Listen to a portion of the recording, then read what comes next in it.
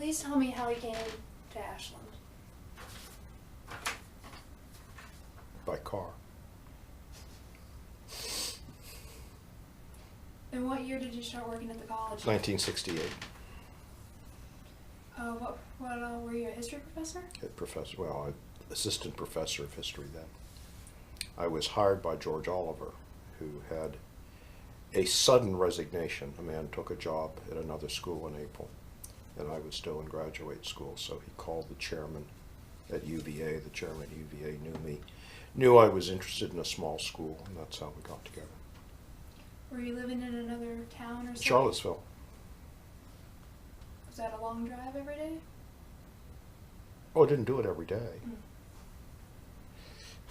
That's where I was living when I was hired. I moved to Ashland. I lived on Center Street for 3 years in an apartment. Who were some of the interesting characters in your neighborhood? Oh, Lord, there was, oh God, what was her name?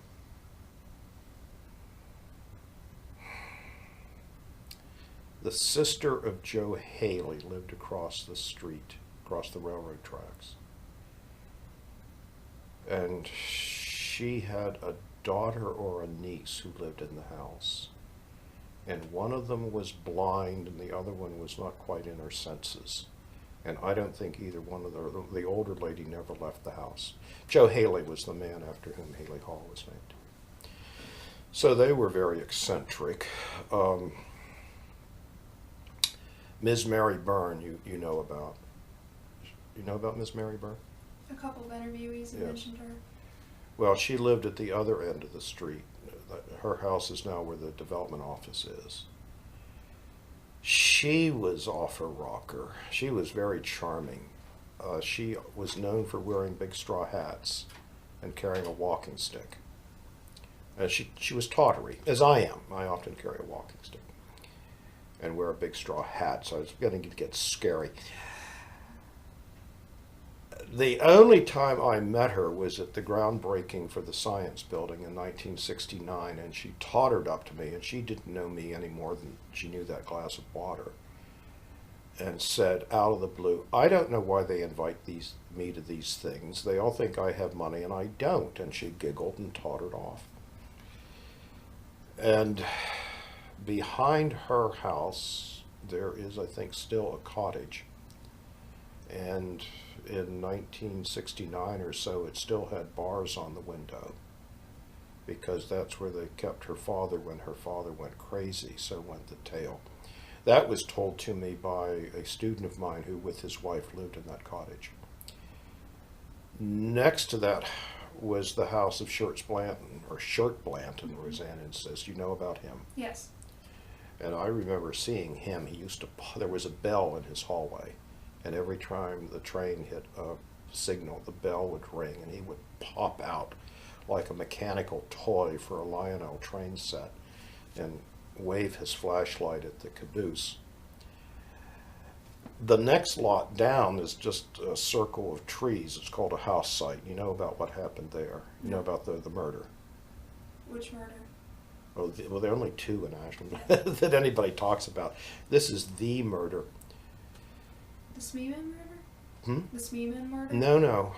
Oh, I'm going to have to think for a minute. Spotswood Keene. Okay. You know about that one? Mm-hmm. Okay. So, Spotswood Keene actually died in Shirt Blanton's house. He was shot on that house site by his uncle. The uncle committed suicide in prison, and the story in town was that the brother of the uncle it was an uncle by marriage, smuggled some weapon to him in jail, and he used that weapon to commit suicide, and then the brother who smuggled whatever it was, I've heard a pistol and a razor, died of a heart attack a year later. Well, my family lived in Pennsylvania, and I had just never seen or heard anything like Ashland. I mean, these Gothic stories all up and down the street. So it was very, very strange, a very dark town. I mean, it was literally dark. When you drove up 95 at night and came off the interstate, all lighting ceased. Route 54 was 2 lanes then, I think. And after 9 o'clock, there just weren't any lights. There were some houses on the south side, private residences. They're all gone now. Large colonial style houses, but they're all gone. Their lights would be out. There was a single bulb at the Shell station where the Rite Aid pharmacy is now. There was a little light at the Henry Clay Shopping Center sign. But I mean, it was, you just came off the interstate with all the headlights, and then it was just blackness. It was just blackness. It's very strange. So that was your first impression of Ashland? No, that was not the first impression. I don't remember the first impression. I borrowed a car. I came here right after the Martin Luther King riots for an interview, and I was very nervous about taking a bus through Richmond, and I had a very good friend, still have, named Jack Hannon, and he loaned me his Volvo, so I drove over.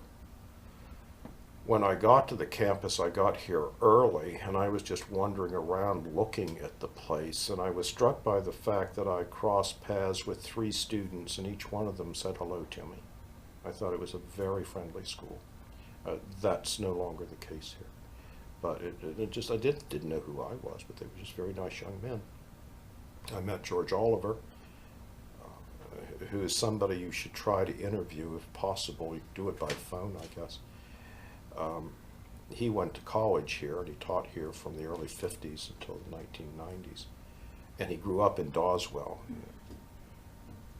He was a member of the Lions Club. I mean, very, very well connected locally.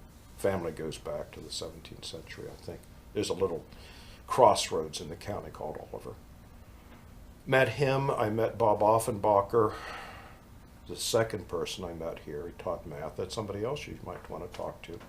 He lives across the street from the science building, the side street. And he's a very, very talkative man with a very, very good memory. So he could tell you a lot. Very funny man. He's in the telephone book.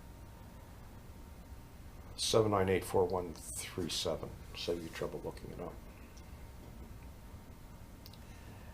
I met Alec Mabry, who was a very nice man, who was dean of the college at that time.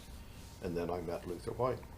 So that was my impression of the college. I don't remember driving over particularly, or driving back particularly. Didn't have Interstate 64, I do remember that. I had to come over on 250, which was a 2-lane road. Not 2 lanes each way, 2 lanes. So if you got behind a truck, you were just stuck for a very long time because there was no passing on it.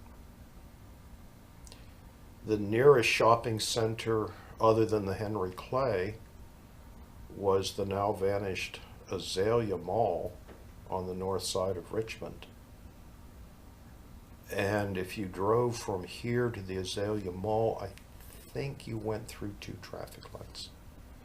There was no traffic light between the one here on Route 54 and the one on Parham Road. And going north, you didn't encounter a traffic light until you got to Fredericksburg.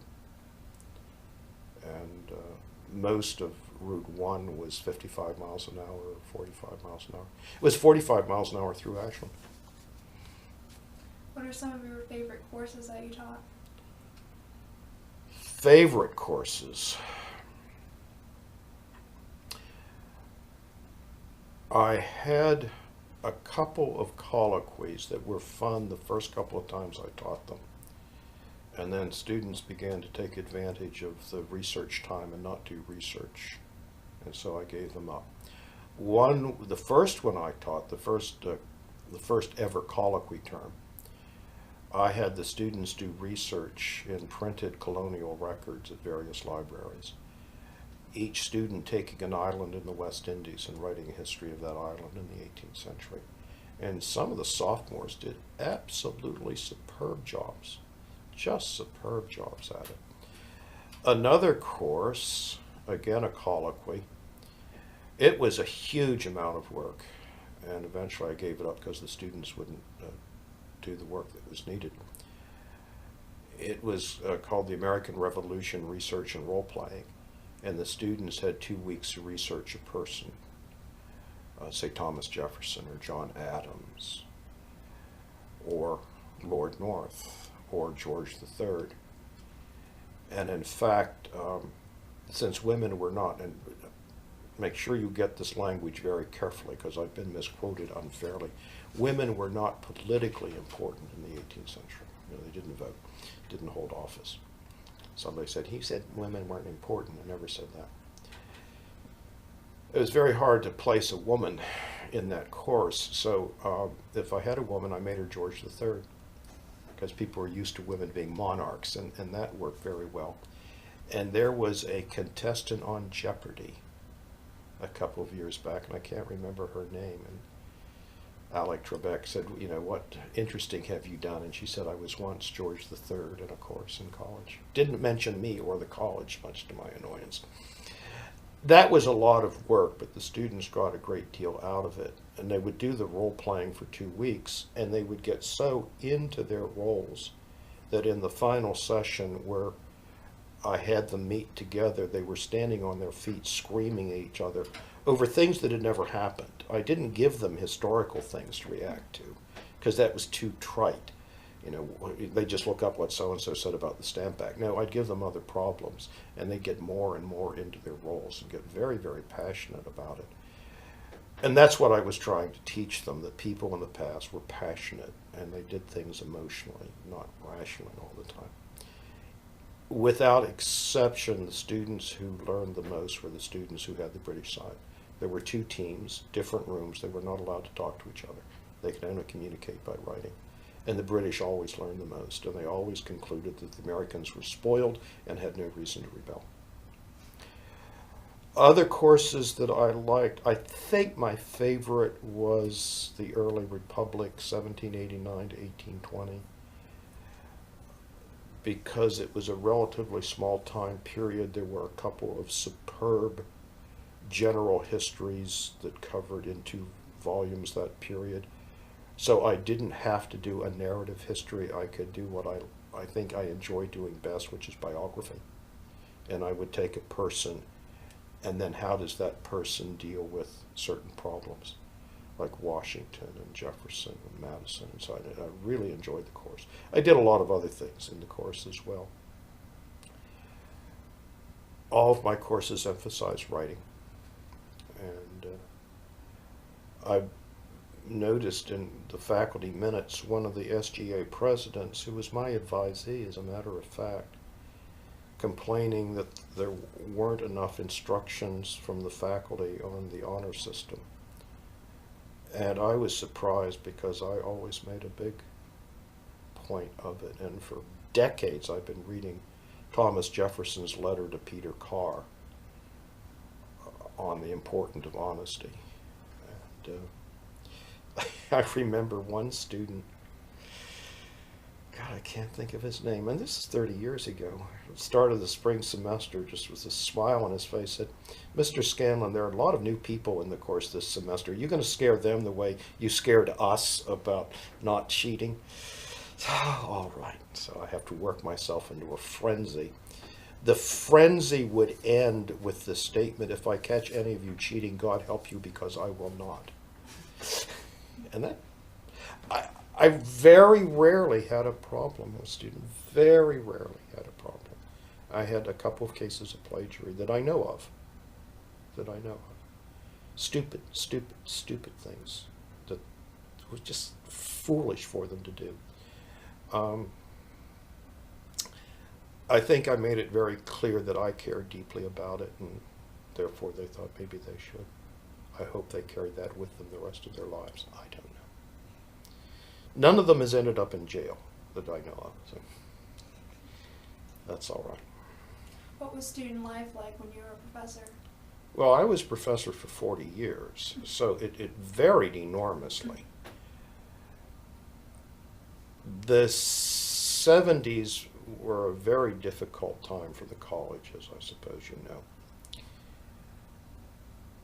But I was talking with some alumni at a meeting and then at dinner, and Professor Malvasi was there. And the alumni and I were telling stories, and we laughed for several hours with these stories.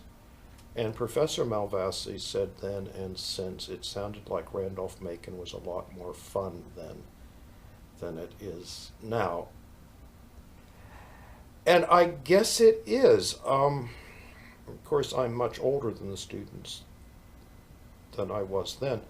But the younger member of the faculty that I've talked to don't have the kind of rapport that we, and it wasn't just me, that we commonly did. Students used to come by the history department on Friday afternoons because they knew that George and Oliver and I would get bored and start bickering with each other. We used to put on quite a show, every kidding back and forth. And these kids used to just hang out waiting for us to start.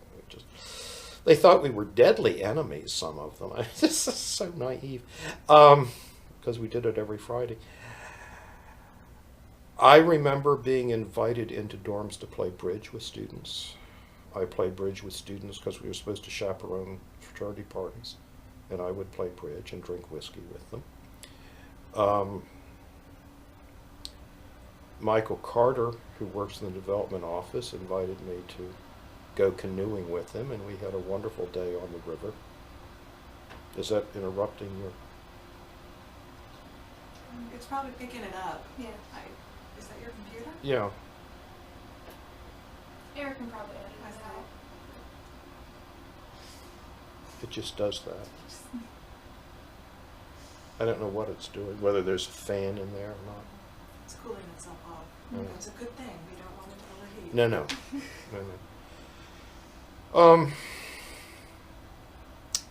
The students, the males, had hair longer than yours. And some of them had a very druggy appearance. Whether or not they did drugs, of course, I don't know. But one of them subsequently wrote me, when we used to get stoned, we'd go and play hide and go seek in the new science building when it was under construction. One of those long-haired young men, I think I had him in one class,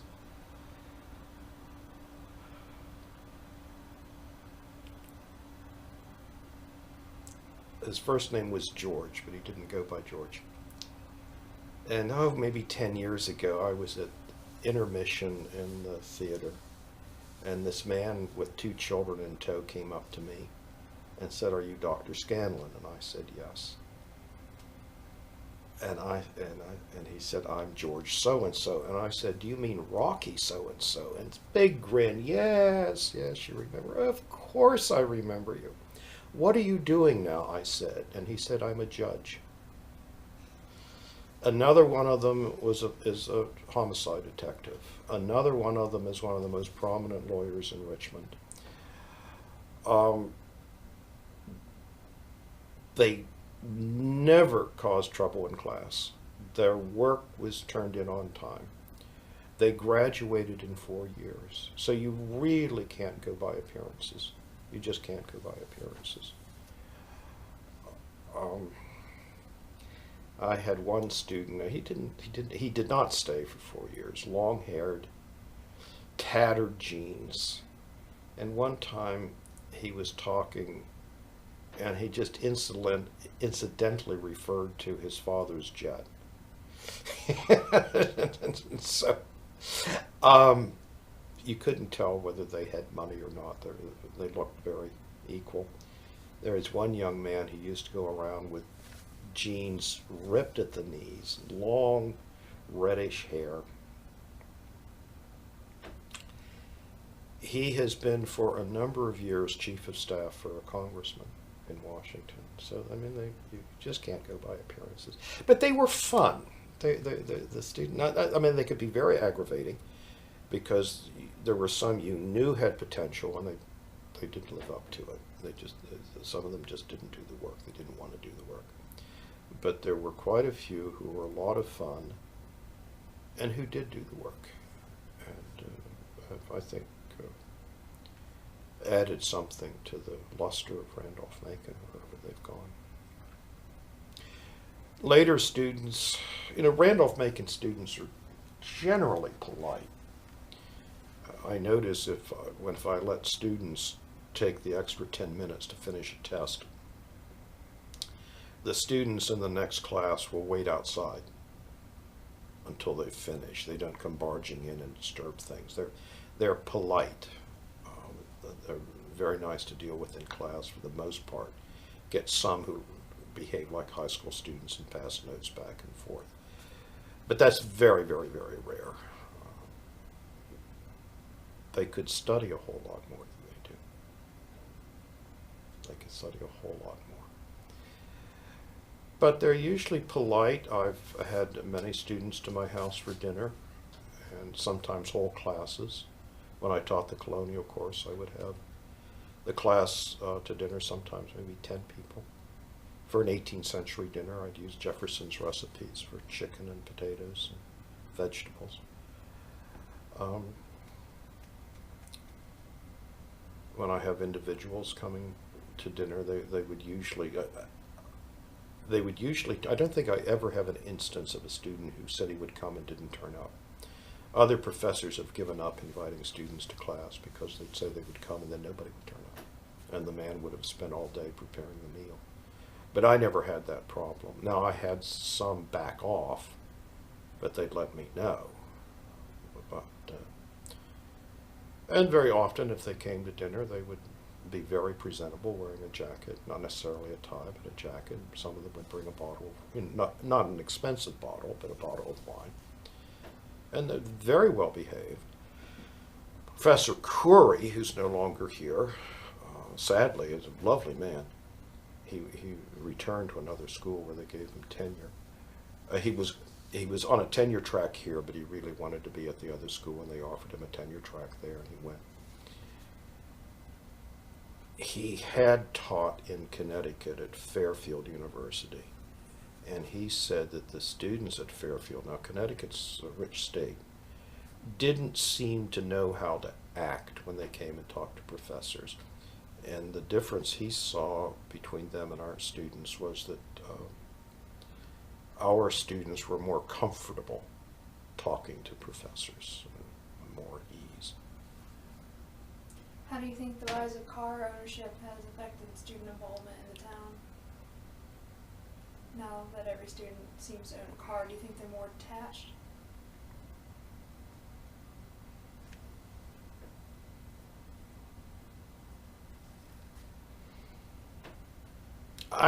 Judy and I were talking about this, not about the cars, but about the boarding houses yesterday.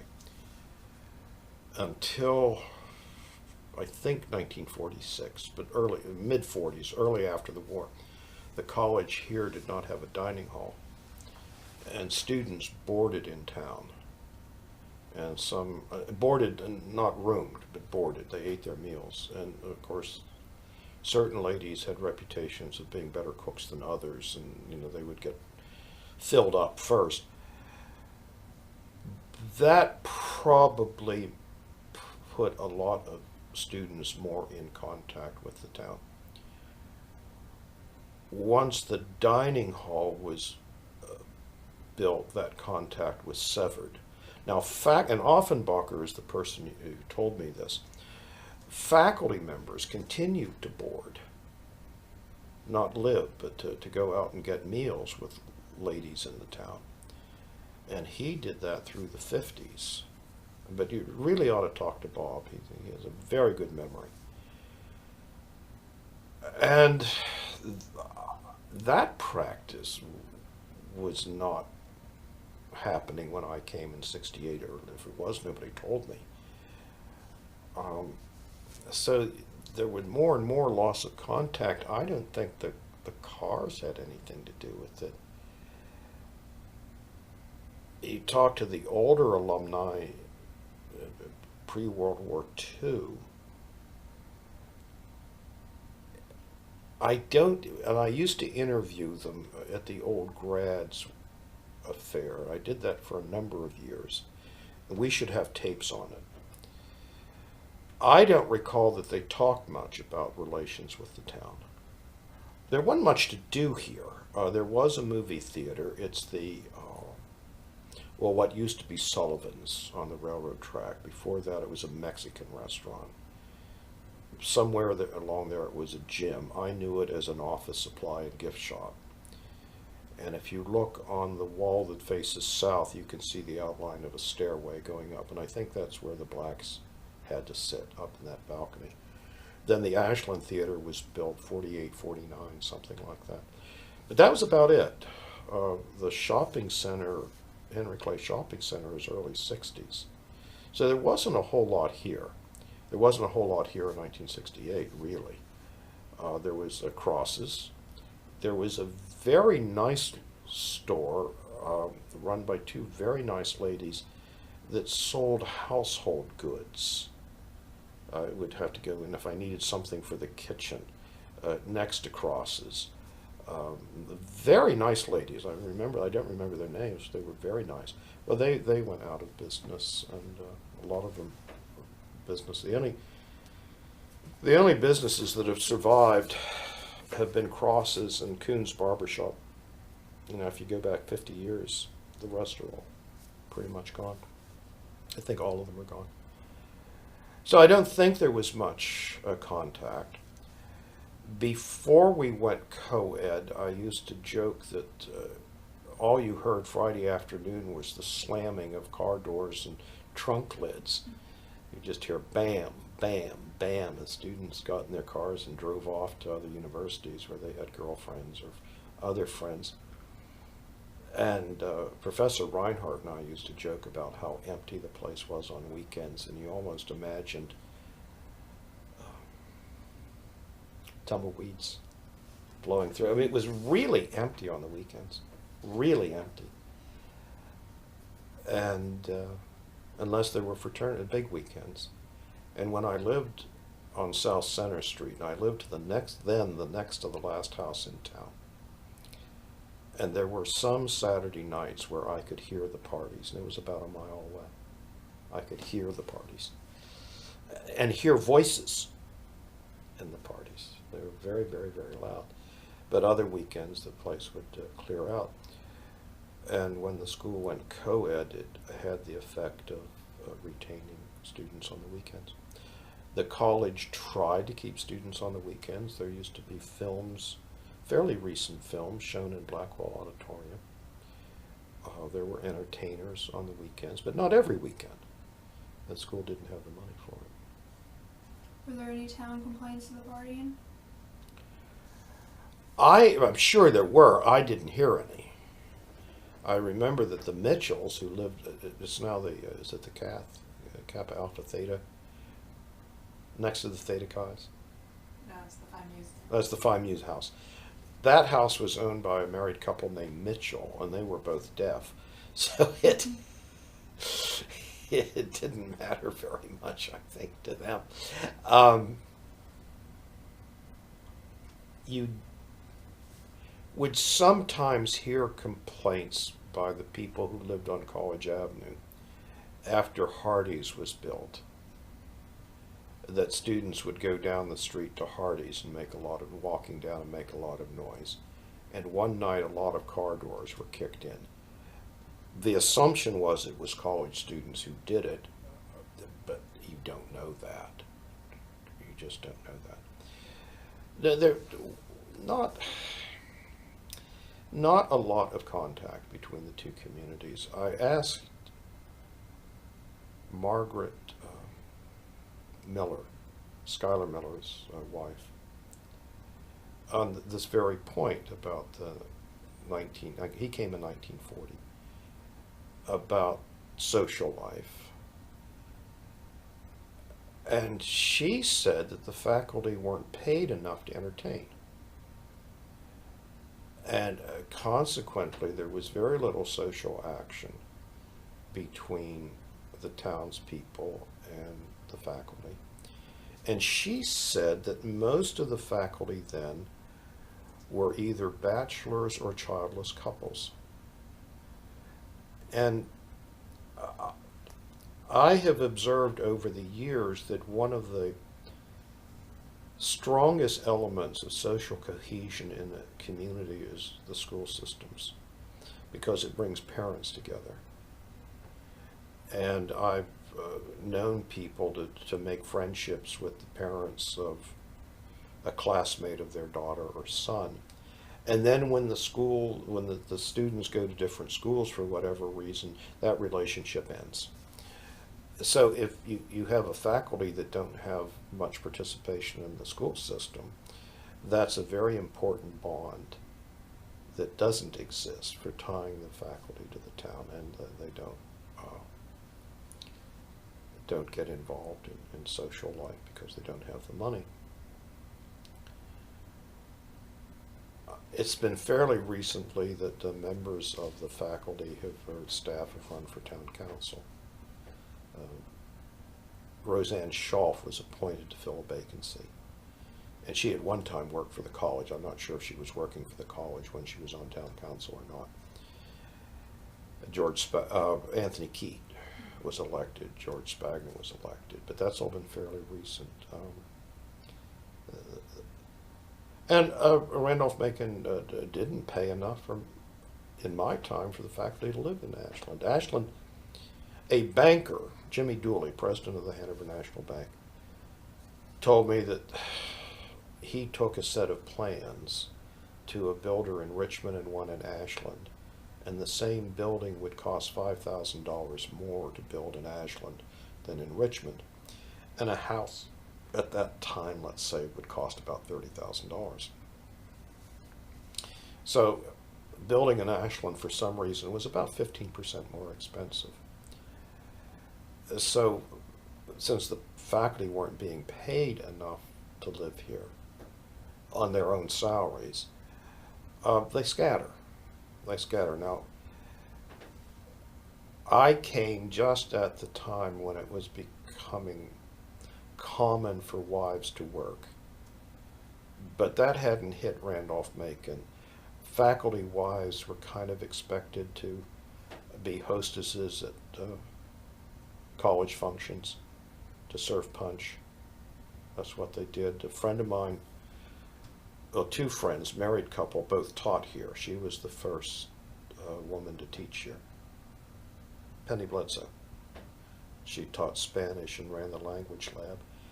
And Penny used to just get incensed when she'd be asked to serve punch at some college function because she was a faculty wife. She was a member of the faculty herself, and people just couldn't grasp that. But the rest, Neil Oliver taught, and the Olivers lived in Fredericksburg because George thought it was better for him to commute the distance than her. She got caught in a snowstorm. It took her 5 hours to get home one time. But Beth Baskin didn't have a job. Carl Baskin was head of the economics department. Mrs. Mabry didn't work. Mrs. White didn't work.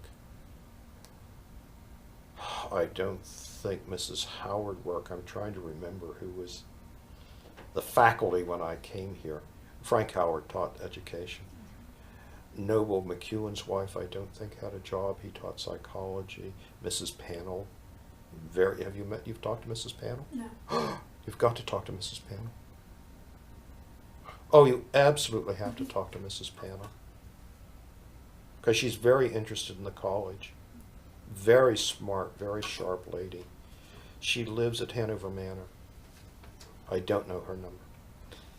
Hanover Manor is on Route 54 as you're going out of town, not quite opposite the Baptist church. But she'd be an excellent person for you to talk to. Her husband was the philosophy department, very, very highly regarded figure. The Honors House is named after him, the Panel House. Mrs. Panel didn't work. Pat Kuntz is, I think, a CPA or something like that. I think she had a job. I'm just trying to remember who was in my building. Doc McConnell's wife didn't work. Munyon wasn't married. I'm not. Reinhardt isn't. Offenbacher isn't. I don't think Mrs. Moore worked. Ron Moore was chairman of the math department.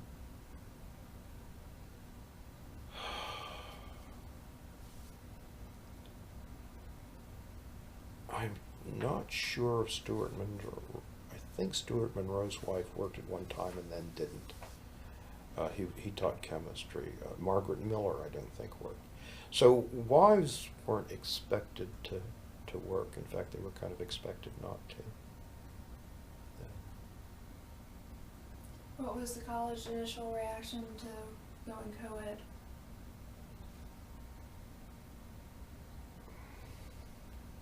Well, you have to understand that the college went co-ed because of a serious loss of students.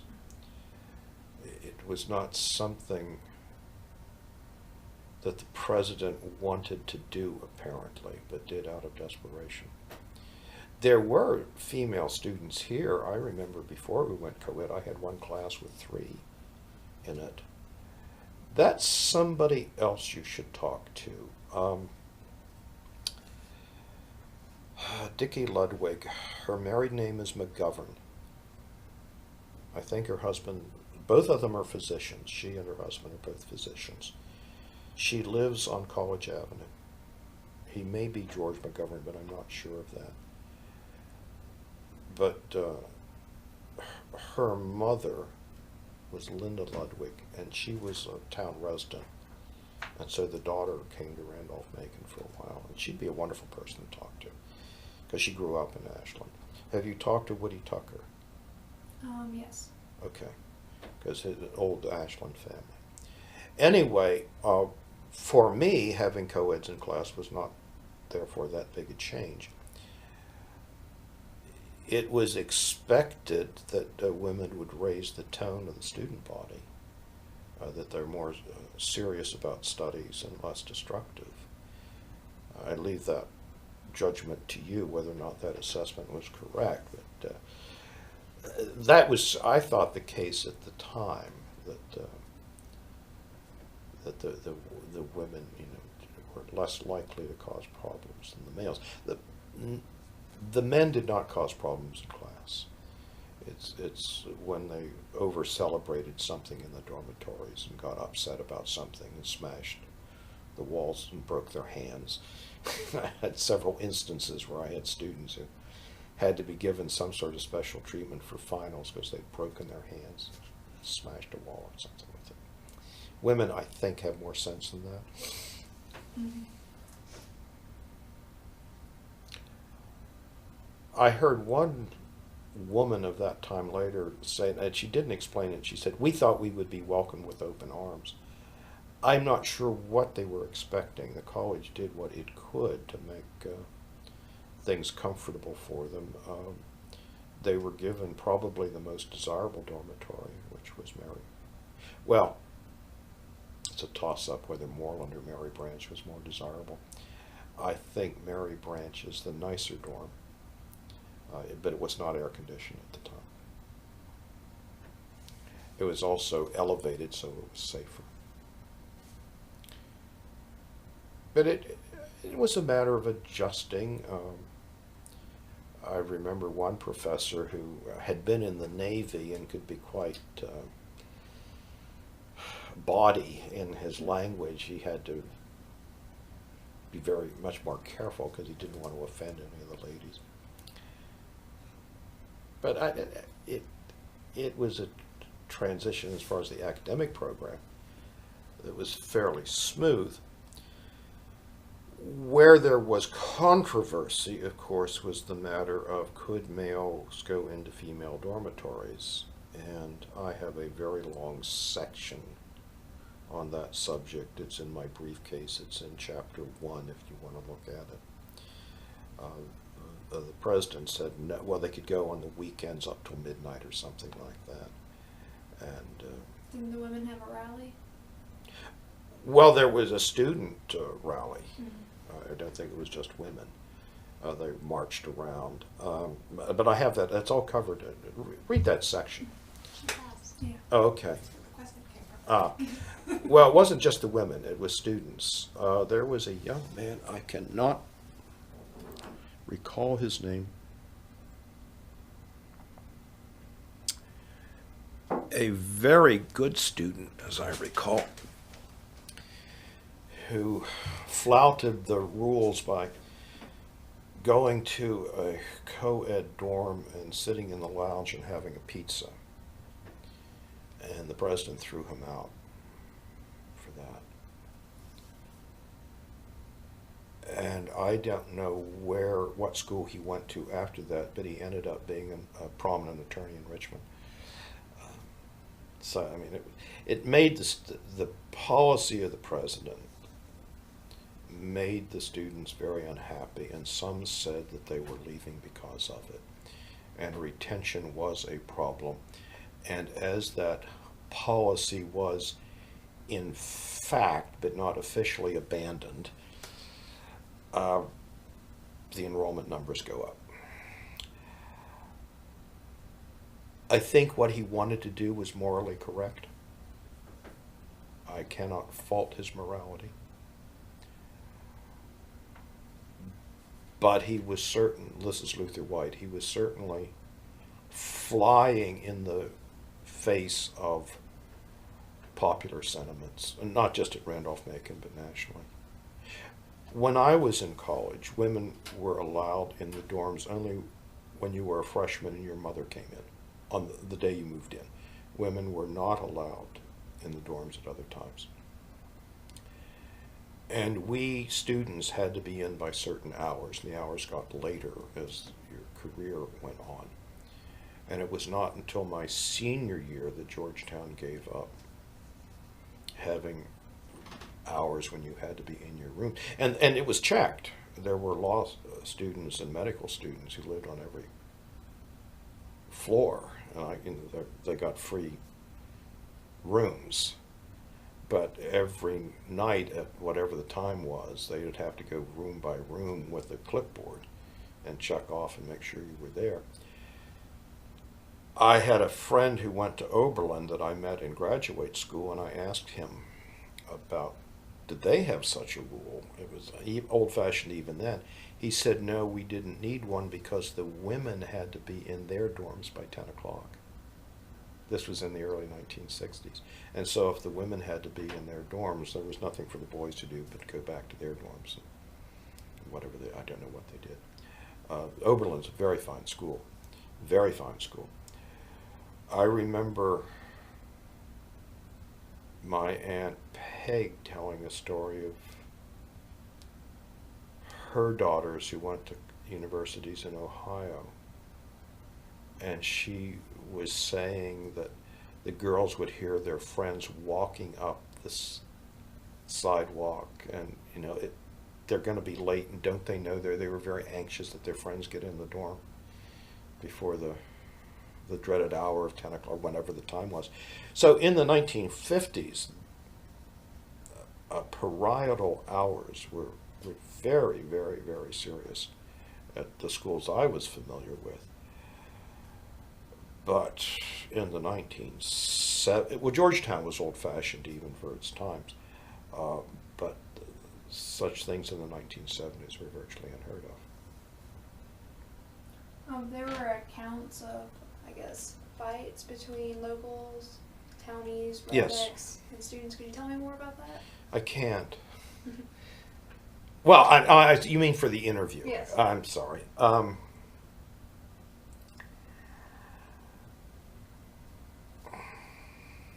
You don't mean more than what I've written? No. What do you Okay. think were the causes? Oh, that's a very profound question, to which I'm going to give a very shallow answer. In the 70s, male college students were privileged, and their privilege was they weren't eligible for the draft. They had to, and we had deferments. I think that was resented. And the badge of being a college student was to have long hair, when working class people did not. And so college students stood out more visibly than they do today. And so they were resented, and apparently, judging by the reports in the Yellow Jackets, from time to time they would be attacked. And the Yellow Jacket reports one freshman and his brother being attacked. It's not clear from the account if they were walking or driving when they were followed by a car full of apparently locals and attacked. I don't know to what extent there was damage done to them, but the freshman was reported in the paper that after the local people left, he and his brother ran like hell. That young man became an advisee of mine. I didn't remember the instant when I had him, because he was a freshman when that happened. He became an advisee later, and he's now one of the most prominent Richmond attorneys. He's also on the Board of Trustees. There would apparently be fights outside of Andy's. Andy's, I think, was started with an eye to capturing the college trade. And a number of businesses have tried that. Andy's is the place that has survived for 40 years. But other businesses have tried to capture the student trade. The problem is there's not a very big summer school, and for a long time there was no summer school. So there's no business from the students in June, July, and August. So the places either went out of business or locals filled that ecological niche, so to speak. Then when the college students would come back, there would be a conflict. And usually the college students would back off. Now, a lot of the young men here are pretty big and pretty strong. And I was puzzled why they would back off. And I was talking to a friend of mine, a native of Richmond, and he said, for the local roughnecks, if they get arrested, it doesn't mean anything. You know, their friends get arrested and it's kind of a badge of honor. But college students, particularly middle-class college students, that's not something that's acceptable to them. And so even though they're physically big and strong, psychologically they don't want to deal with it, and they tend to be driven off. And I've heard numerous accounts, or several accounts, of fights outside of the pool hall. Is it rack time? Break time. Break time, thank you. Between locals and Randolph-Macon students, although the Randolph-Macon students continue to go there, but they stopped going to Andy's. And I have breakfast once a week at Andy's, and there was a time when I was doing physical therapy in the same mall, and I would go to lunch at Andy's, and it's an absolutely perfectly respectable place and serves good food. But in the evening, it is a bar, and people. Well, I knew one restaurant owner, and local, and he told me that a number of his customers said, "Why don't you serve beer?" And he said, I don't want to serve beer. He said, I don't want the trouble. If you serve beer, then you always have problems. So, more serious than the kind of the peripheral problems, when female students got so numerous they could not all be housed in Mary Branch, they began to be moved into new dorm and to some of the motel dorms, and those buildings lack elevation. The rooms are at ground level, and they're more inviting psychologically. You know, to get into Mary Branch, you have to walk up steps, and you have to kind of go into that courtyard, and it's a little bit forbidding, whereas the motel dorms, as I insist on calling them, the Northern Residential Campus, or whatever euphemism the administration now likes, is what I'm talking about. The Freshman Village. All euphemisms become dysphemisms, but people won't learn that lesson. The motel dorms are much more inviting. And so, again, judging by the Yellow Jacket, and since the Dean of Students office doesn't apparently keep records, there were more intrusions what happens, I think, but I haven't found the documentation yet, in the Payne era was to go to co-ed dorms. And male students are very territorial. And I would never go into a dorm unless I was specifically asked by a student. And even then, tell that student to meet me at the entrance. I wouldn't just go in. Because you get all sorts of hostile looks, even though they know who I am. So, non-students going into a dorm are going to be spotted instantly. And I asked Jeff Johnson, a student of mine some years back, how can you tell? And he said, if they're looking for room numbers, they don't belong here.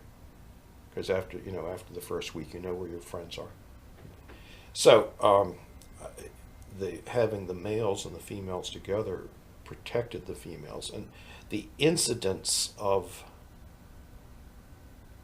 off-campus males going into female dormitories has dropped off quite a lot. You can see it building in the Yellow Jacket in 78, 79, 77, 78.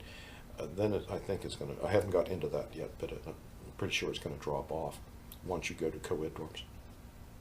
The other thing, the lady who made one of the quilts out on the stairwell, Julia Pfaff, when she made that quilt in 1990, we were talking, and she went to the University of Toronto. And she said she was in a co-ed dorm. So we must have gone about 1990, because I guess it was something I was talking about. And she said that the males and females in a co-ed dorm do not date each other. That they treat each other as more like brothers and sisters. And there's a study of Rutgers, and the author of that study made the same observation. He put it a little bit more strongly. There's kind of an incest taboo against dating people in the same dormitories. So I'm sure there were pious people just shocked by it, but in point of fact, it does not produce the kind of misbehavior they feared, and indeed is more protective of the women, I think. Where did you find your inspiration to write about the history of Randolph-Macon? Oh, I was asked to do it for, oh Lord, I'm trying to remember the dates. It was for the 150th anniversary of the charter. Of course, they didn't get around to it until 1979. A number of other people had been asked and turned them down. I thought George Oliver should have written it, and I said that to him 3 times. Won't you write this? No, I don't want to write it. So a friend of mine, Paul Mattingly, said, if you ever get a chance to write an institutional history, do it. And so I remembered that, and so I thought, well, I will try and see if I can do it. I only had 15 months to research and write it, and so there were a lot of things I would have liked to have looked at and couldn't. A lot of passages I wish I had time to improve. I wrote the draft on a typewriter, and then after a while, with all its corrections, I gave it to a lady to type up, and then edited that. And of course, when you do it that way, if you find new information, you have to type it on a separate piece of paper and mark it insert A for page such and such. And then on page such and such, you have to mark insert A. I had to change all the footnote numbers by hand, and additions are always at the beginning of the chapter, never at the end, so it meant changing all the footnotes. The drafts are in the archives, and you can go and you can see what it was like. The amazing thing to me about using the computer is that the footnotes automatically renumber. And you can move things around so easily. Computers can be cranky and contrary and cause problems. But I realized in doing my editing that I had the discussion of the 1968 mission statement, different things about it in 2 different chapters. And I thought, oh, this is silly. So I just and I think that's what I was doing the day you came by. I just took a big chunk from chapter 3 and put it into chapter 2. And then, of course, the footnotes magically disappeared and reappeared in exact numerical sequence. It's utter. I had a chemistry professor, F.O. Rice, and F.O. Rice fought in the First World War. And he was an old man when I had him. And he would say that these technological innovations are utterly fantastic and hard to believe. You have this little black box and you turn it on and you get words and music throughout the whole room. He's talking about the radio. He doesn't know about the television. And yet here I am. The computer is utterly fantastic and hard to believe because I remember a time when we didn't have it. In fact, I'm going to bore you with a story. I was a pioneer in the computer business. I worked for a data processing company, and computers were enormously expensive. Enormously expensive. And most businesses couldn't afford them. And the business I worked for collected data, and a lady key punched it. And my job was to take the cards. You know what the key punch card is? No, you don't know what an IBM card is. An IBM card was 6 inches long, or 7 inches long, and about 4 inches high. And it had 70 columns or 80 columns. And holes would be punched in it in vertical columns. And then as that card went through a machine, there would be however many copper fingers that rested against the card, and as the card went through where the card had a hole, that copper finger would touch a roller and make an electrical contact. So memory was in the form of cards. The college computer had a 48K memory, 48,000 bytes, 48,000. And computers cost roughly $1 a byte. So a 64K machine cost $64,000. They were enormously expensive, and memory storage was in these cards. And so my job was to carry the trays of cards, which I put into boxes and tied the boxes up with string, put them on a dolly, and carry them down the street by hand to another building where the man leased a computer on the weekends because the bank didn't know what to do with it on the weekends. And that was in 1966, 1967. I did not get a personal computer until 1983. And I remember one of my students, who's now in his 40s and a businessman, he told me I was the first person he ever knew who had a personal computer. And it had a 64K memory. And it was a K-Pro. It was very, very fancy stuff. And I got that computer just as the book came out, and it would have made doing the first volume remarkably easier. But it was a much more cumbersome system than the current one. Mm-hmm. If you wanted to print in italics, you would have to hit the @ sign and the letter I and a parenthesis, and then the word, and then a parenthesis. And if you forgot the second parenthesis, everything would be in italics. So you in a sense, had to do some programming just to write. But it wasn't true programming. And there was a time when we thought that everybody was going to have to learn programming, because that's the way you did things on computers. You had to learn programming, and we had programming courses here.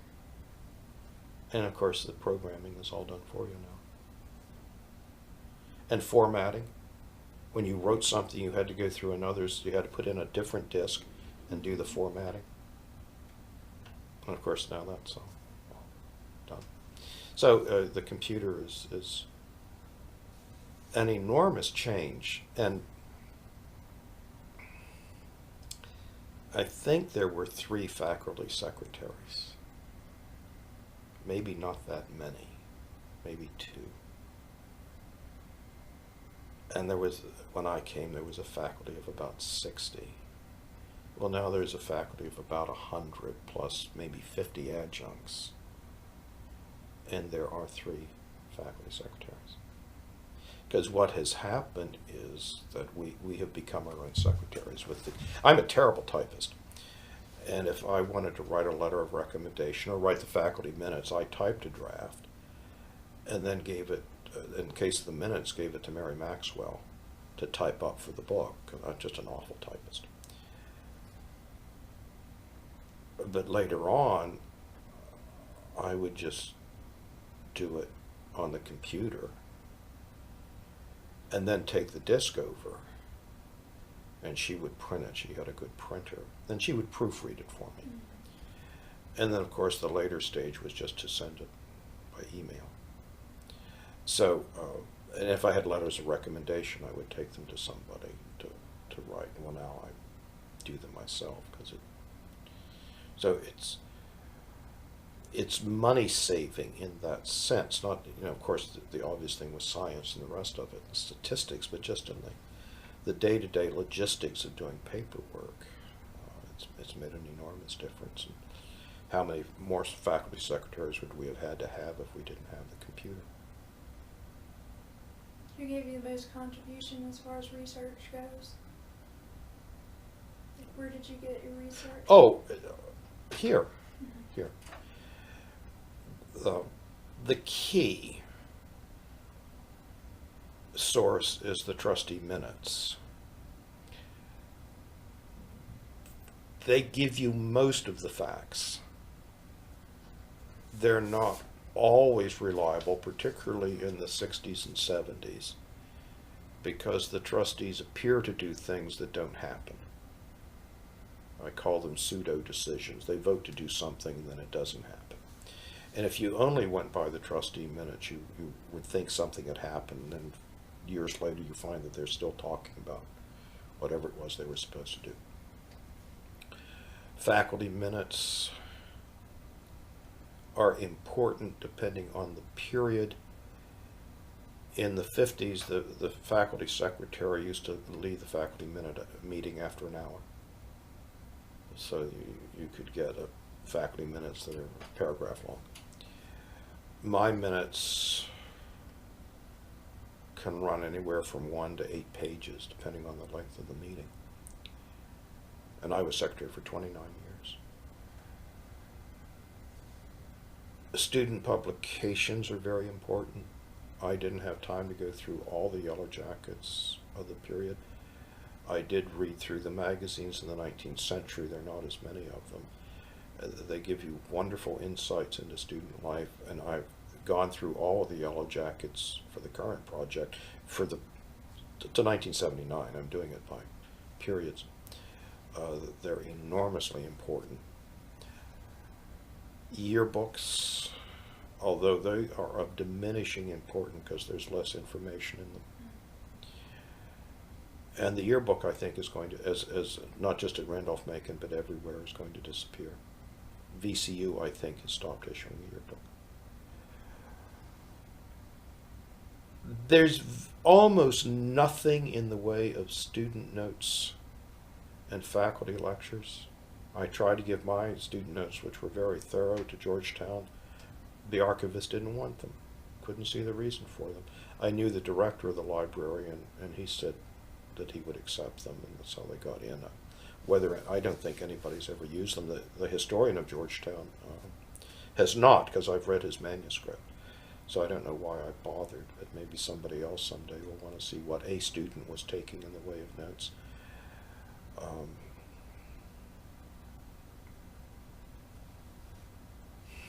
Trying to think of what else.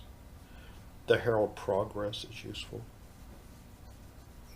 But what I do with it is, if there's something going on at the college and I can find a date, then I go, or send John Robertson to go and look up that period. I simply do not have time to do what you've done and sit down and read through all the Herald Progresses. I just don't have time to do it. But it is useful. auditors' accounts are very important, but they're also very confusing. Uh, Financial records are, you would think, would be simple and clear, and the financial records of the college are different. And I don't know if you read the passage that I quote. It's in executive committee minutes, and it seems to be more or less a transcript of a discussion. And these are not the right numbers, but somebody says, so the $90,000 is the $147,000, and somebody else says that's right. And then there's a similar passage, because somebody is trying to compare the treasurer's figures with the alumni office figures, and they're wildly apart. And then that group goes on and discusses something else. It's never reconciled. The development office talks, we got so much in gifts this year, but they, I think, count pledges, and the auditor's reports don't. So when you see a number, you don't really know what it means. And the auditor's reports aren't as simple as you might think. I asked Kathy Staples, the professor of accounting, to go over them with me, and she said they're different than a corporate financial report because this is a nonprofit, and so she can only think that it means something. She isn't exactly sure, but they're very important. For instance, throughout the 1930s, Randolph-Macon reported an endowment of $1 million. In fact, that number was a fiction.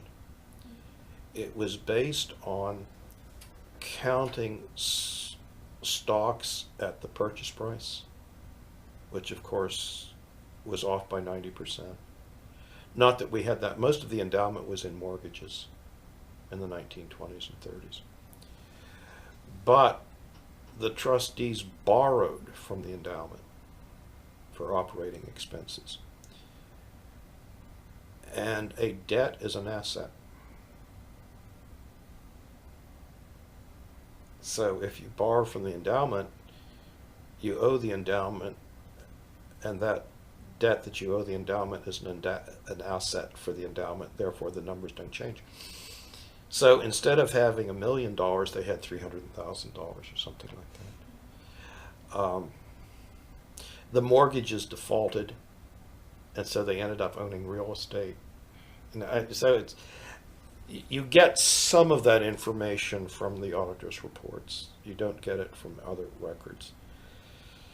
So in the first volume, there's a treasure trove here called the Early Papers. John Early was the first president of the board, and it was just a goldmine of information about why the Methodists wanted a college. And you can see it. They tried to have a reading program and examinations of the ministers, and it didn't work. It just didn't work. So if they wanted to have educated ministers, they had to have a college. That's in the Early Papers. It's nowhere else. People were very important. The project would be much, much, much more difficult if it weren't for the people. Flavie Owen just knew the collection very well and knew Methodism very well. It was very helpful. The archives, other than the Early Papers, were just in that, whatever you call that room, with no windows down the hall. And it was in no order. There were broken tables and chairs in there, and walking sticks and cabinets and file drawers. The Blackwell papers were heaped up in a crumbling, abandoned dormitory room. And I mean heaped up. The pile started at chest height at the door and went up to the ceiling. I had student assistants go through it and try to pull out things.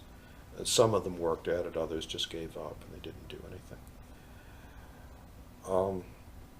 So there was a lot here that I simply didn't have access to because it just was in buried under tons of paper. Judy is wonderfully helpful. She knows the collection cold and can find things. It would take me days to find. She can find it in a few minutes. I mean, you're really in this kind of job where you're working with archival material dependent very much on the archivist because they know where things are. But people, I keep saying this over and over again, Randolph-Macon is important because of the people. And that's something the college needs constantly to keep before it. If you change the people, you change the institution. The institution isn't buildings. The buildings are empty. Buildings are meaningless, except as symbols.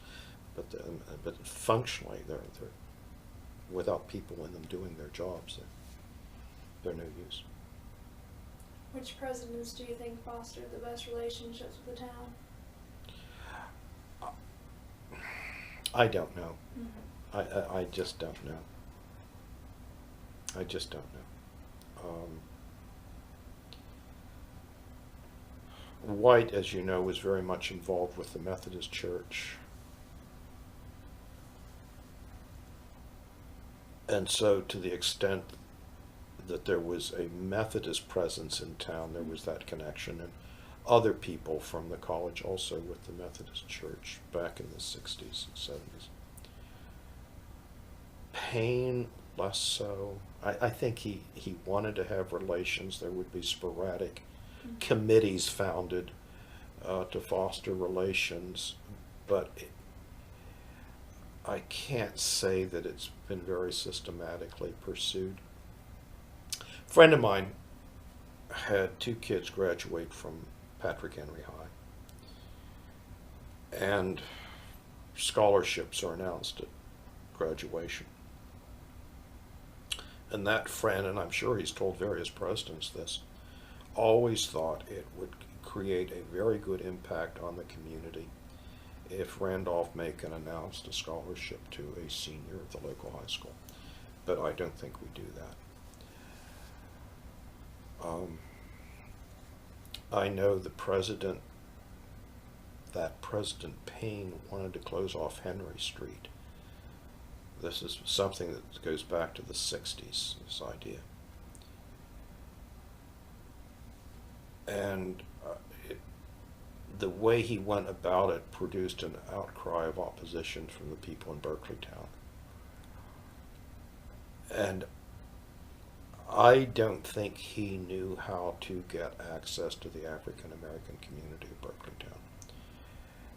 And I thought it could have been done through people who worked in the library, because there were a couple of ladies who worked here who came from prominent African American families, and they would know who to know. But I don't think that was ever pursued. So I think we tend to react to crises. The town can really hamper the college, and has. We mentioned earlier the Spotswood Keene shooting. The President White bought that house where the shooting occurred and wanted it for the, I think, Kappa Sigma fraternity house. He was a lawyer. He should have known better. But you just can't build a fraternity house in a residential neighborhood, even though it's across the street from the campus. And the neighbor, Mr. Blanton, objected to having a fraternity house next to him. And so, as I said, there's a circle of trees there where a house used to be. That never happened. One of my landladies here in town told me that the townspeople didn't like the college because none of this land paid taxes. And if only the college weren't here, then the town would have more money. So there's that kind of resentment. There's a term called calicoing. Could you explain that to me? Local girls dating college students? I don't know. Mm-hmm. I don't know that term. Is it in my book? Because I don't remember yes. it. I don't remember it. Was there many accounts of college students dating local girls? There's not much. There's not much. You do get some, but I mean, there's this student social life, Kim, is very, very hard to pin down. G.K. Chesterton says somewhere that newspapers consist entirely of exceptions. And that's a much more elegant way of what I told my students for years, but I did see it independently of reading him. That when you read headlines, you read enough of them and you begin to think that the headlines reflect what is common. But the fact that it's a headline means it's unusual. And my favorite example, and I didn't save it, was a top of the fold on the Metro section of the Richmond paper some years ago, man killed on I-81. And there was this long story about a car accident on Interstate 81. A man was killed. On page 5 or 7, somewhere buried in the paper, there was the usual story, the roundup of the number of automobile fatalities of the previous day or two. And there were 5 people killed, and they were all killed on country roads. And if you read the paper systematically, and I do, the overwhelming majority of fatalities are on country roads. Single drivers, they go off the road, they hit a tree, they're ejected from the car because they're not wearing a seatbelt. That's I think 40% of fatalities are trees. But the headline is man killed on I-81. People, as a rule, do not bother to write down what everybody knows. And so normal patterns of student life are not recorded. And you only get it incidentally to other things. I've never seen, I haven't been keeping close touch in the last few years, I've never seen historians take court records to try to tease out ordinary life. Because court records usually have testimony of what somebody was doing just before something happened. And I remember reading an extract from a court record, and I've forgotten what it was about, that the thing that caught my eye was the reference to the husband was walking the baby. This is in the 18th century. The husband was walking the baby. Well, that's not the picture you get of 18th century domestic life. But it happened, and it probably happened much more often than we think.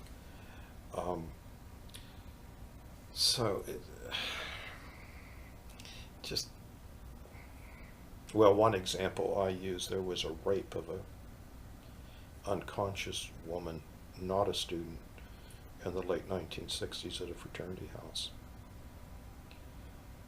And there was a huge outcry that she had been raped, and justly so. The outcry suggests that such things were not common.